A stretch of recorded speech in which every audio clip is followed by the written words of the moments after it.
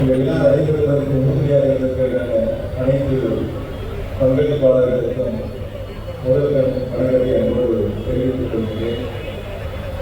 தொடர்ந்து 17 ஆண்டுகள் ஒரு விழா சிறப்பாக நடைபெறுகிறது என்று சொன்னால் அது கோவில் விழாவாக மட்டும்தான் இருக்க முடியும். ஒரு நிகழ்ச்சியை முன்னெடுக்கின்ற பொழுது சில ஆண்டுகள் நடந்துவிட்டு அந்த இடையிலே தடங்கள் ஏற்படும், அது தொடர்ச்சியாக நடைபெறாது. பிறகு சில முயற்சிப்பார்கள், ஆனால் கைவிடப்படும். அப்படி இல்லாமல் கோவை விழா கோவைக்கான ஒரு அடையாளமாக இங்கு தொடங்கப்பட்டு 17ஆவது ஆண்டாக மிக சிறப்பாக நடத்தி கொண்டிருக்கிறார்கள். இந்த விழாக்குழுவை சார்ந்திருக்கின்ற அனைவருக்கும் எனது சார்பாகவும் மாவட்ட நிர்வாகத்தின் சார்பாகவும் வாழ்த்துக்களையும் பாராட்டுகளையும் இந்த நேரத்தில் அன்போடு தெரிவித்துக் கொள்கிறேன். வந்தாரை வாழ வைக்கும் நாடு தமிழ்நாடு என்று சொல்வார்கள். அந்த வகையில் தமிழ்நாட்டில் கோவையை பொறுத்தவரை தொழில் செய்வதற்கு வந்தவர்களையும் வாழ வைத்திருக்கிறது, தொழில் தேடி வேலை வாய்ப்பை தேடி வந்தவர்களையும் வாழ வைத்திருக்கிறது கோவை. எந்தவித கருத்து வேறுபாடுகள் இல்லாமல் சாதி மதங்களை கடந்து சமுதாயங்களை கடந்து அனைவரும் ஒன்றுபட்டு தொழில் முனைவோர்களாக இருந்தாலும் சரி, வேலை செய்பவர்களாக இருந்தாலும் சரி, அனைவருக்குமான ஒரு இடமாக கோவை திகழ்ந்து கொண்டிருக்கின்றன. இந்த சிறப்பு வாய்ந்த மண்ணிலே, குறிப்பாக கோவையிலே இந்த 17ஆவது ஆண்டு விழாவிலே பங்கெடுப்பதிலே மிகுந்த மகிழ்ச்சி அடைகின்றேன். கோவையினுடைய வளர்ச்சியில் தமிழ்நாட்டினுடைய முதலமைச்சர் மாண்புமிகு தளபதி அவருடைய பங்கு, அவருடைய திட்டங்கள் என்பது அளப்பரிய திட்டங்களாக தொடர்ந்து வழங்கிக் கொண்டிருக்கின்றார்கள். சமீபத்தில் கோவைக்கு வருகிறது மாண்புமிகு முதலமைச்சர் அவர்கள் கோவை மாநகராட்சியினுடைய சாலைகளை புதுப்பிக்க வேண்டும் என்பதற்காக 200 கோடி ரூபாய் சிறப்பு நிதிகளை கொடுத்து அந்த பணிகளை விரைவாக செய்ய வேண்டும் என்று உத்தரவுகளை வழங்கியிருக்கிறார்கள். இங்கு பல்வேறு கல்வி நிறுவனங்கள் இருக்கின்றன.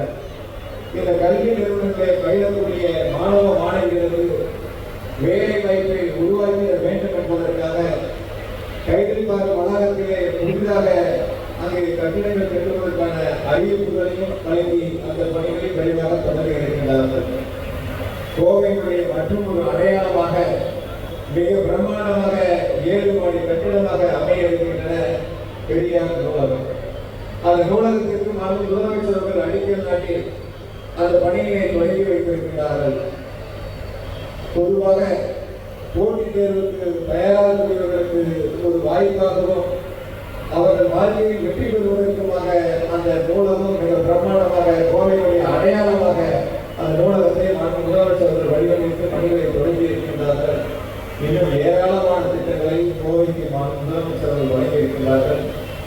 முதலமைச்சருடைய வழியில் துணை முதலமைச்சர் அவர்களும் கோவைக்கு ஏறத்தாழ 9 கோடி ரூபாய் மதிப்பில் ஹாக்கி விளையாட்டு மைதானத்திற்கான பணிகளை தொடங்குவதற்கு விதிகளையும் கொடுத்து விரைவில் அந்த பணிகளையும் தொடங்கி இருக்கின்றார்கள். நாம் கிரிக்கெட் பார்க்க வேண்டும் என்று சொன்னால் சென்னையில் செல்ல வேண்டும்.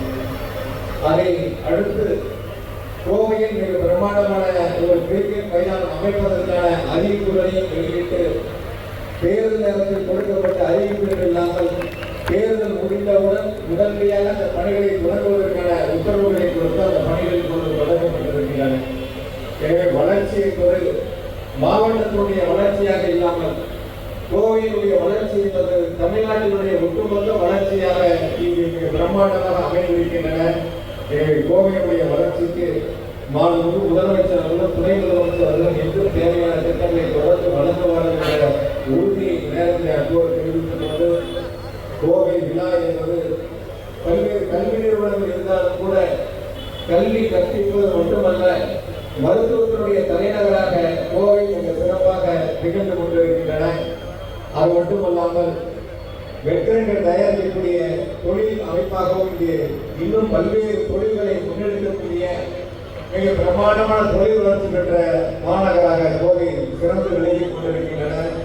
இந்த வளர்ச்சியை நிச்சயமாக இன்னும் என்ன தேவைகள் இருக்கிறதோ அதை முழுமையாக அரசு நிறைவேற்றும் என்ற உறுதியை சொல்லி இந்த விழாவை மிக பிரம்மாண்டமாக எழுச்சியாக ஏற்பாடு செய்திருக்கின்ற கோவை விழாத்துறை சார்ந்திருக்கின்ற அனைத்து சகோதரர்களுக்கும் மீண்டும் ஒரு முறை எனது நன்றியையும் பாராட்டுகளையும் வாழ்த்துக்களையும் அன்போடு தெரிவித்து விழா வெற்றியுடைய வாழ்த்துக்களை நன்றி வணக்கம்.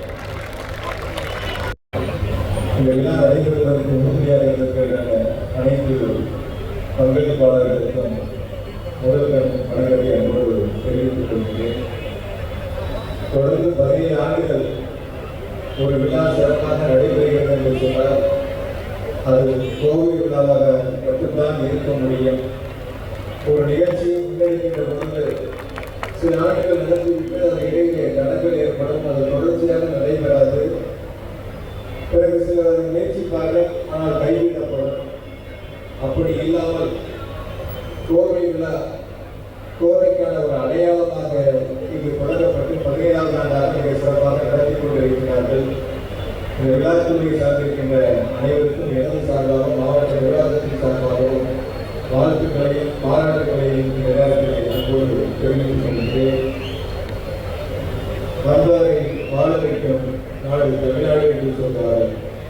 அந்த வகையில் தமிழ்நாட்டில் கோவையை பொறுத்தவரை தொழில் செய்வதற்கு வந்தவர்களையும் வாழ வைத்திருக்கிறது, தொழில் தேடி வேலை வாய்ப்பை தேடி வந்தவர்களையும் வாழ வைத்திருக்கிறது கோவை.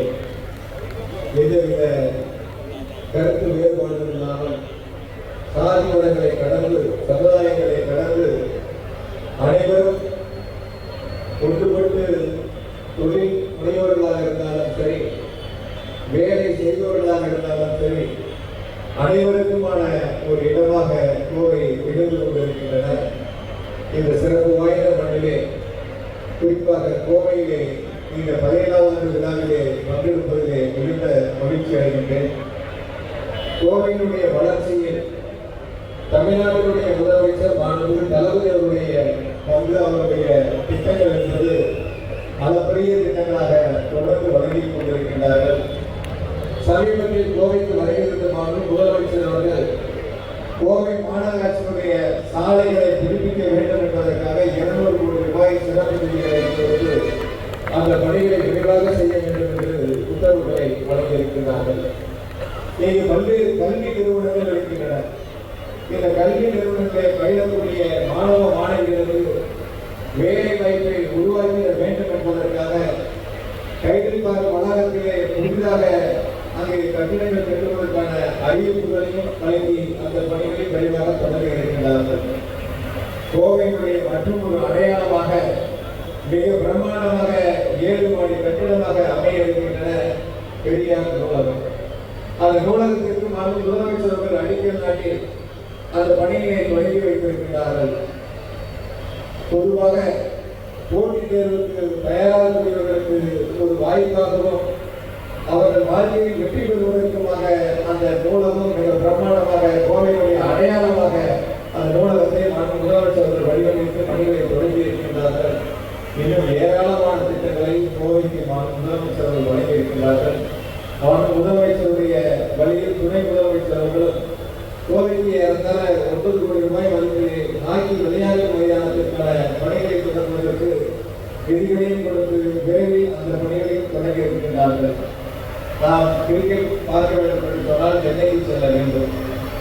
அதை அடுத்து கோவையில் மிக பிரம்மாண்டமான ஒரு கிரிக்கெட் மைதானம் அமைப்பதற்கான அறிவிப்புகளையும் வெளியிட்டு தேர்தல் நேரத்தில் கொடுக்கப்பட்ட அறிவிப்புகள் இல்லாமல் தேர்தல் முடிந்தவுடன் உடனடியாக அந்த பணிகளை தொடங்குவதற்கான உத்தரவுகளை கொடுத்து அந்த பணிகளில் தொடங்கப்பட்டிருக்கின்றன. எனவே வளர்ச்சி என்பது மாவட்டத்தினுடைய வளர்ச்சியாக இல்லாமல் கோவையினுடைய வளர்ச்சி என்பது தமிழ்நாட்டினுடைய ஒட்டுமொத்த வளர்ச்சியாக இங்கு மிக பிரம்மாண்டமாக அமைந்திருக்கின்றன.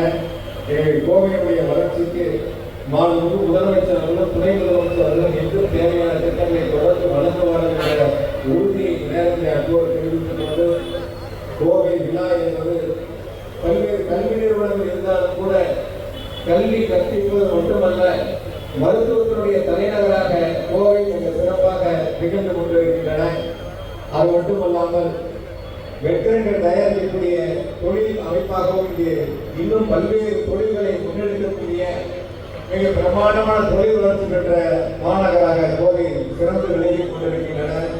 இந்த வளர்ச்சியை நிச்சயமாக இன்னும் என்ன தேவைகள் இருக்கிறதோ அதை முழுமையாக அரசு நிறைவேற்றும் என்ற உறுதியை சொல்லி இந்த விழாவை மிக பிரமாண்ட பிரம்மாண்டமாக எழுச்சியாக ஏற்பாடு செய்திருக்கின்ற கோவை விழாத்துறை சார்ந்திருக்கின்ற அனைத்து சகோதரர்களுக்கும் மீண்டும் ஒரு முறை எனது நன்றியையும் பாராட்டுகளையும் வாழ்த்துக்களையும் அன்போடு தெரிவித்து விழா வெற்றியடைய வாழ்த்துகிறேன். நன்றி வணக்கம்.